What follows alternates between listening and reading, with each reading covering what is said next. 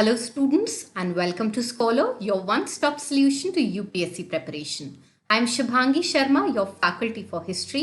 और स्टूडेंट्स, आज आप सभी के लिए एक बहुत ही इम्पोर्टेंट दिन रहा है। आज आप सभी ने यूपीएससी का प्रिलिमिनरी एग्जामिनेशन दिया है। मेरी और स्कॉलर टीम की तरफ से आप सभी को हमारी बेस्ट विशेस। आपका एग्जाम बहुत अच्छा गया हो और आप बहुत फ्लाइंग कलर्स से इस एग्जाम को पास करें। अब स्टूडेंट्स, आज का जो पेपर था वो मॉडरेट, कुछ क्वेश्चंस उसके बहुत इजी थे, कुछ questions moderate to difficult level के थे। और इस पर्टिकुलर वीडियो में हम मॉडर्न इंडियन हिस्ट्री के क्वेश्चंस को डिस्कस करेंगे। आई अंडरस्टैंड आप सभी बहुत एक्साइटेड होंगे आंसर की के लिए, आपके क्या आंसर्स रहे हैं अपने आंसर्स को चेक करने के लिए। तो इस वीडियो में हम मॉडर्न इंडियन हिस्ट्री के सारे क्वेश्चंस को वन बाय वन डिस्कस करेंगे और उनके एक्सप्लेनेशंस को समझेंगे।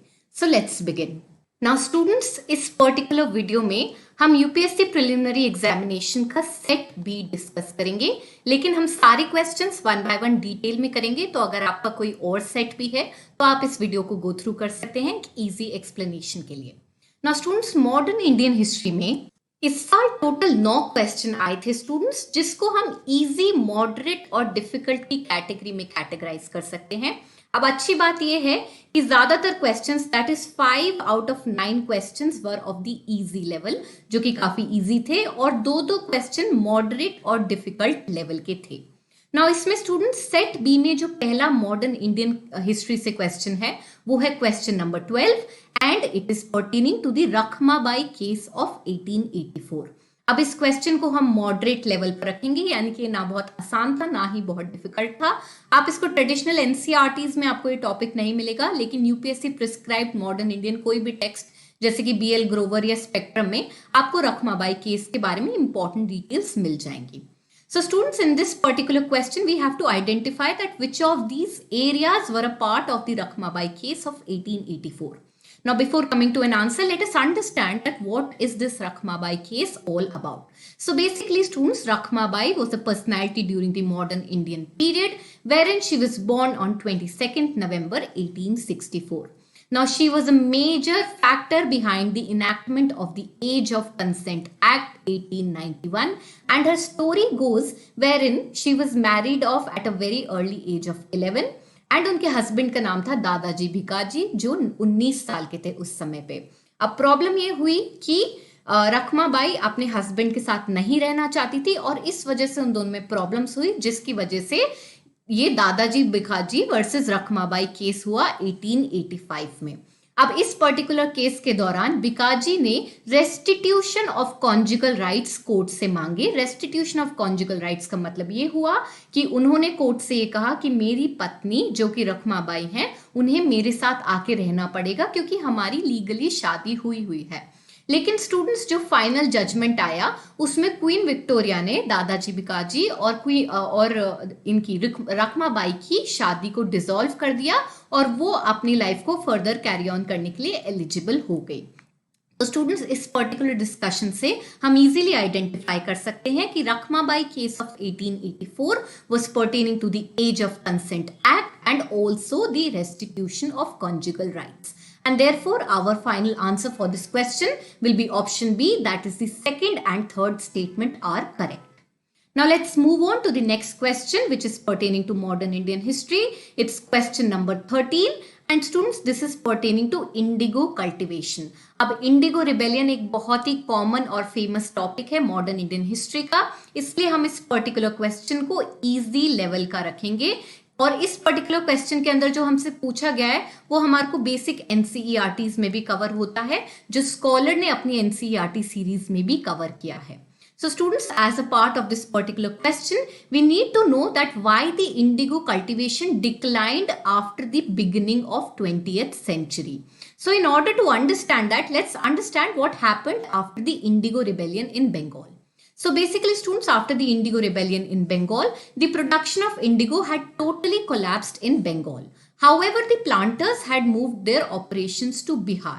पर प्रॉब्लम ये हुई स्टूडेंट्स की जो 20th सेंचुरी की बिगनिंग थी और लेट 19th सेंचुरी थी, उसमें एक नया इन्वेंशन हो गया था, एक नई डिस्कवरी हो गई थी जो थी सिंथेटिक डाइज। अब सिंथेटिक डाइज इंडिगो के प्लांटेशन के कंपैरिजन में सस्ती थी और ज्यादा इफेक्टिव थी, और इस वजह से इंडिगो की ओवरऑल डिमांड कम हो गई।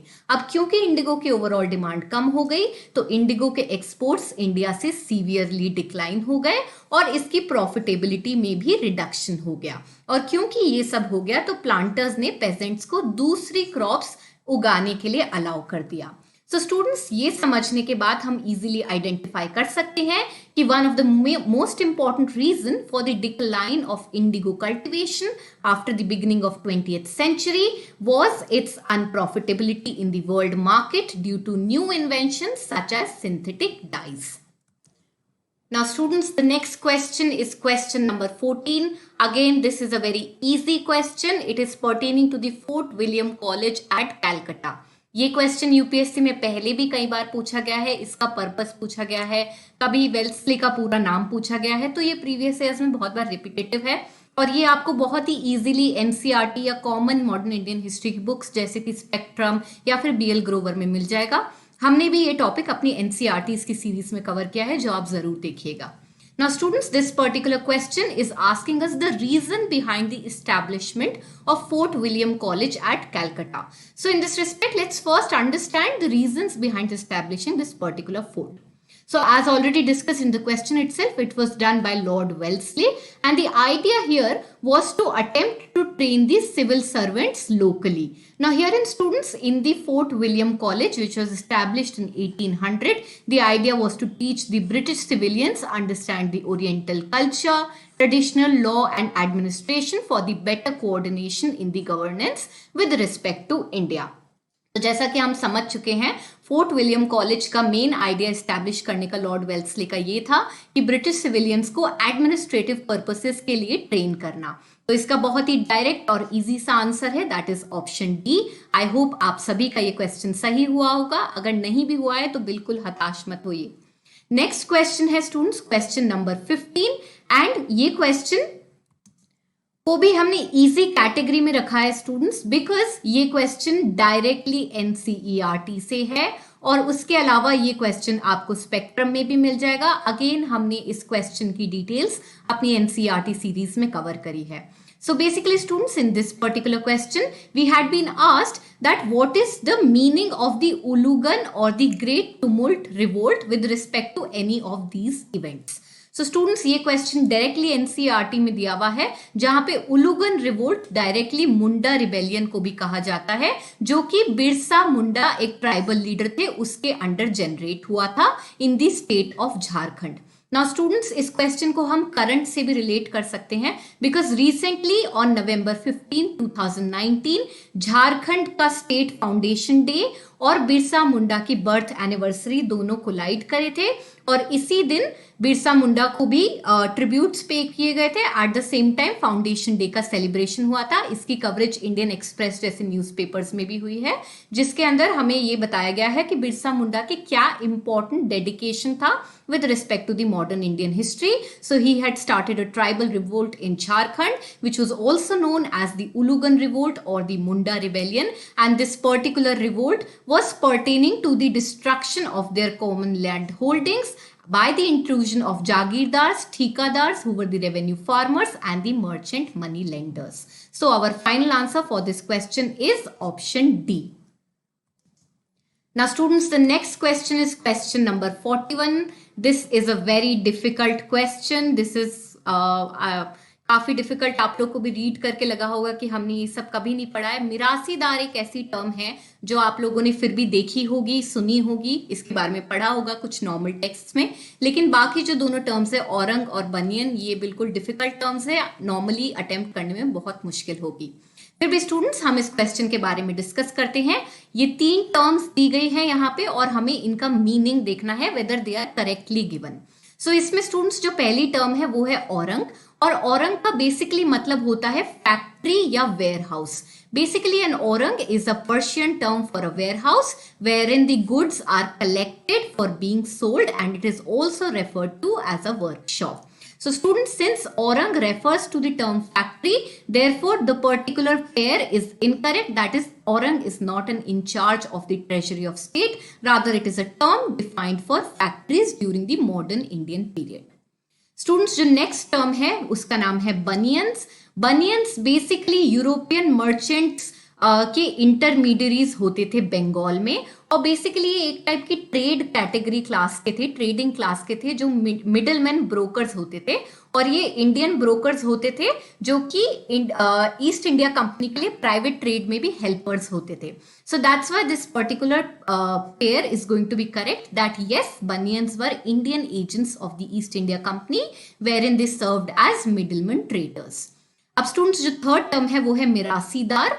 और मिरासीदार के बारे में स्टूडेंट्स आई एम श्योर आपने जरूर पढ़ा होगा. आपने से कहाँ पढ़ा होगा? आपने से रैयतवारी सेटलमेंट के बारे में पढ़ते टाइम पढ़ा होगा. So basically mirasidar were hereditary village elites who were very often belonging to the high caste such as the Brahmins. Also students, they were hereditary landed elites who had rights and ownership over a piece of land, and they were also entitled to collect the revenue of that particular area, and then they were responsible for the payment of that particular land revenue to the East India Company. And that is why students, this third pair is also going to be correct. That is, yes, Mirasidars were designated revenue payers to the state. So herein we can see that the second and third pair are correct. So our final answer for this question is going to be option B. Now students, जो next question है वो है question number 43. Again ये बहुत ही easy question है. It is pertaining to the impact of industrial revolution in India. ये आपको easily NCERT text में मिल जाएगा. क्लास 10th में completely dedicated chapter है इंडस्ट्रियल रेवोल्यूशन को, और इंडस्ट्रियल रेवोल्यूशन का इंडिया में क्या इम्पैक्ट रहा उसका अगेन हमारी NCERT सीरीज में ये कवर किया गया है, जिसे आप जरूर देखिएगा. So basically students, let's first understand that what was the impact of industrial revolution on India. So basically students, जैसा कि आप सभी जानते हैं, before the industrial revolution India का कॉटन टेक्सटाइल मार्केट यूरोप में और ऑल ओवर वर्ल्ड में बहुत ही ज्यादा फेमस था. लेकिन इंडस्ट्रियल रेवोल्यूशन आने के बाद इसमें बहुत ज्यादा प्रॉब्लम्स आने लगी, क्योंकि अब मशीनरी अवेलेबल होने की वजह से इंग्लैंड के अंदर भी बहुत अच्छी क्वालिटी का कपड़ा तैयार होने लग गया था, और अपनी डोमेस्टिक इंडस्ट्री को प्रोटेक्ट करने के लिए इंग्लैंड ने इंडिया से टेक्सटाइल इंपोर्ट्स को रेस्ट्रिक्ट कर दिया, जिसकी वजह से हैंडीक्राफ्ट सेक्टर में बहुत बड़ा डिक्लाइन आ गया.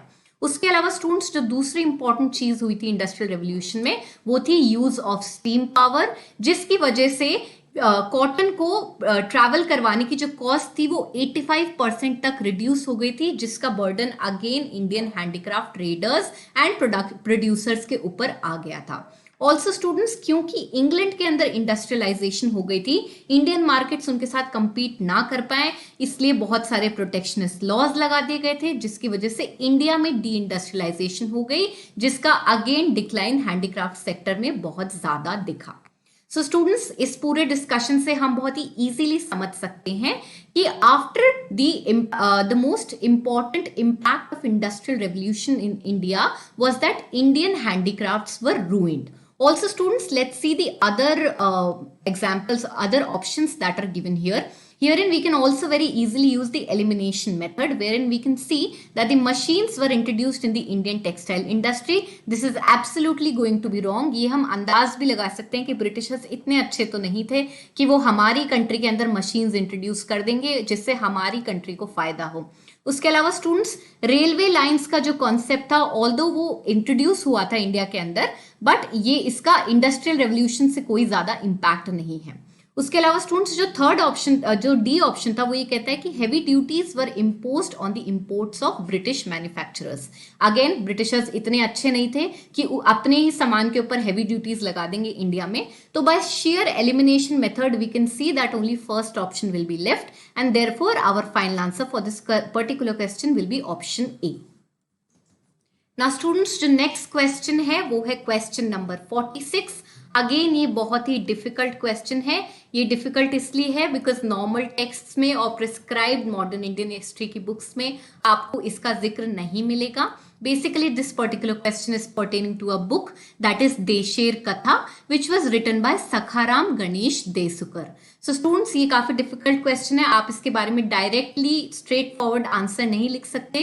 तो जब हमारे सामने इस तरह के questions आएंगे तो हम elimination method use करने की कोशिश करेंगे और answer को derive करने की कोशिश करेंगे. तो before using that elimination method, let's first understand that what was this Desher Katha all about. So basically, this person, that is Sakharam Ganesh Desukar, had written this particular book, that is Desher Katha, which translates into the story of the country. So basically, this particular book was written in Bengali and it was exposing the doctrines of Dadabhai Naoroji, William Digby and R.C. Dutt. Apart from the students, it will be important to note that this particular book got a very good response with respect to the Indian population, and as many as 10,000 copies were sold all over India.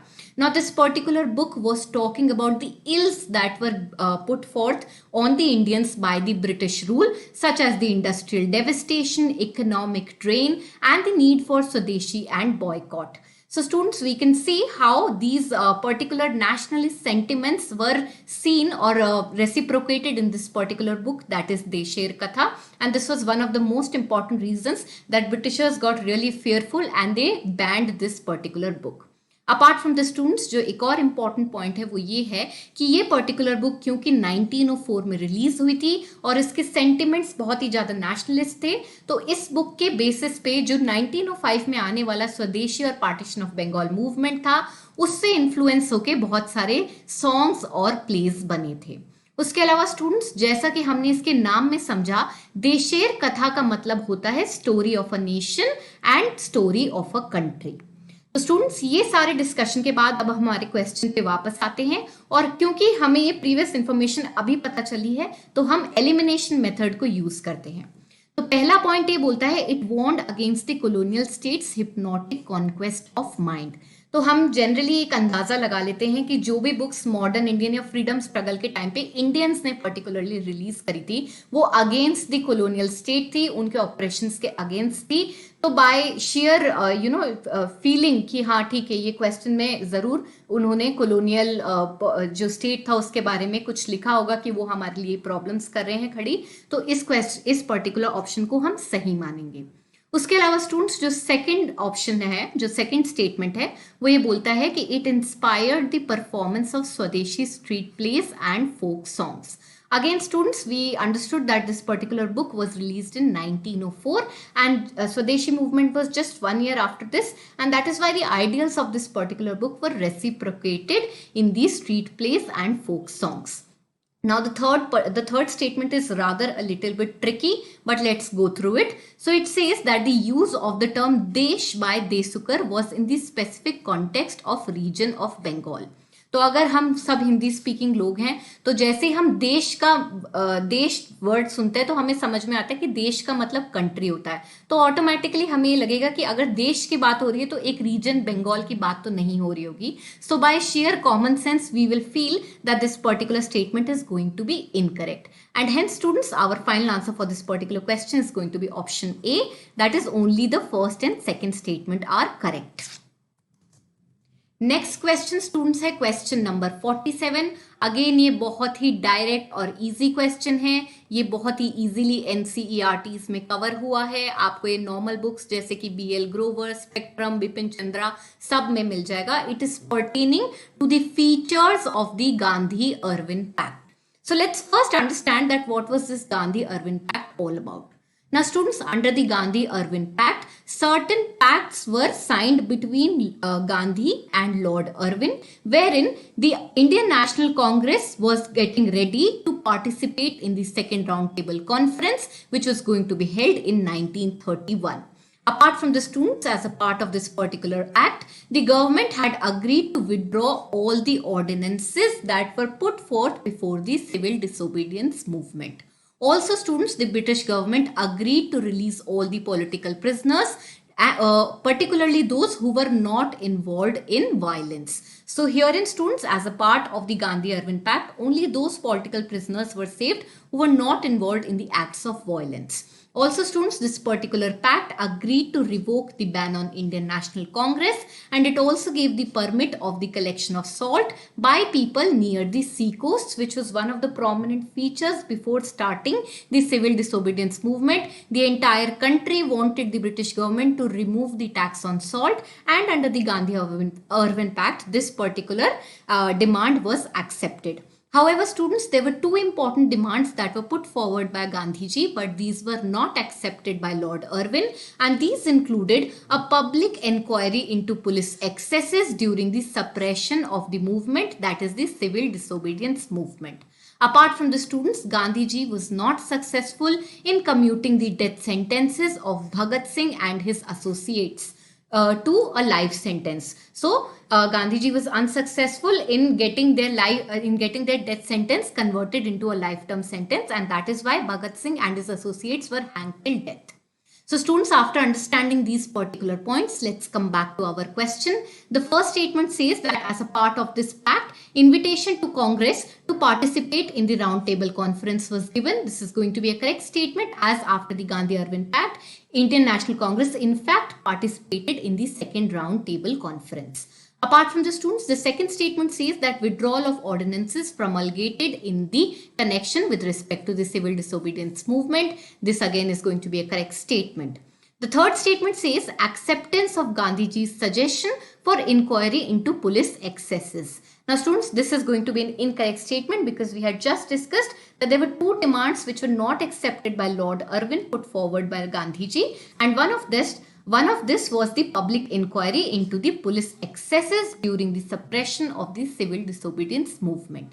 Finally, students, the fourth statement says release of only those prisoners who were not charged with violence. This again is going to be a correct statement, and hence our final answer for this particular question will be option B. Again students, ये बहुत ही easy और direct question था. I hope आप सभी का ये question सही हुआ होगा. Now students, the next question is question number 48, and this is also the last question pertaining to modern Indian history in set B. Now students, this particular question can be categorized between the moderate to difficult range, wherein you will not find this particular question directly given in the NCERTs or the prescribed modern Indian history texts. However, it is a very direct question wherein you have been asked the name of a person who had started this particular journal, that is Vittal Vidvanasak. So students, the answer for this particular question is going to be Gopal Baba Valankar, who was basically an early activist who was working to release the untouchable people of India from their historic socio-economic oppression. Apart from the students, Gopal Baba had developed a racial theory to explain the oppression and also published his first journal which targeted at the untouchable people. Also students, apart from this particular text, this particular journal, he had also written some important newspapers such as Sudharak and Deen Bandhu. And here in students, I would like to point out कि Sudharak और Deen Bandhu का description आपको NCERTs में भी मिलेगा, बिपिन चंद्रा में भी मिलेगा, BL Grover, स्पेक्ट्रम, इन सभी में मिलेगा, और वहां पे आपको गोपाल बाबा वालंकर के बारे में पढ़ने को मिलेगा, तो उससे आपको इनके बारे में इंफॉर्मेशन मिल सकती है.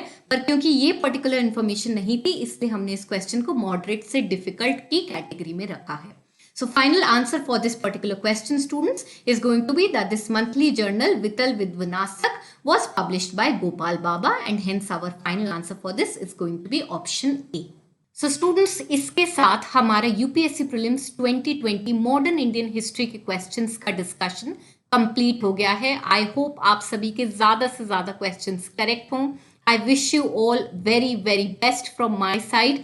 नाउ स्टूडेंट्स, आपके पास में और टॉपिक्स के एक्सप्लेनेशंस और सॉल्यूशंस जल्द आने वाले हैं. So stick around to our channel. Please subscribe to our YouTube channel. Go and visit our app for further explanations of the questions of Prelims 2020.